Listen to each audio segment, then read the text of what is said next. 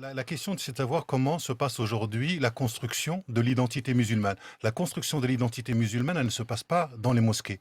Les jeunes qui passent au phénomène de Voilà, violence passe par échappent internet. complètement, Voilà. je dirais, à la fois à la communauté et à la fois aux Ouais. mosquées. Alors Mais ce que je veux Il y dire, a des gourous quand mais alors même. c'est c'est là où pour je vous ça rejoins, c'est là où oui, je vous rejoins oui sur la laïcité comme ouais, attitude de exactement. l'esprit critique, et Voilà. que c'est à la laïcité aussi de faire ce travail d'histoire. Ce qui est assez fou, c'est que ce sont des jeunes qui ont grandi ici, donc ils sont le produit de la société française ou de la société belge. Est-ce qu'ils sont sauvables? Ou est-ce que c'est trop tard?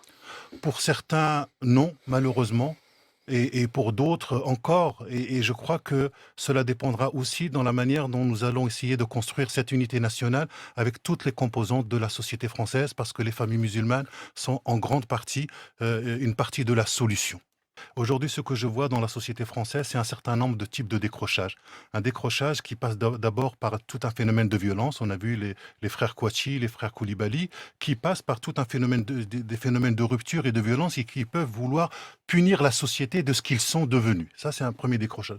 Il y a un deuxième décrochage qui se passe dans la société française qui dit, faute de vivre ensemble, vivons entre nous. Ça, c'est tout le processus de salafisation que nous voyons aujourd'hui dans un certain nombre de quartiers. Puis vous avez une troisième rupture qui est quand même fondamentale, c'est de dire, faute de vivre ensemble, allons vivre ailleurs.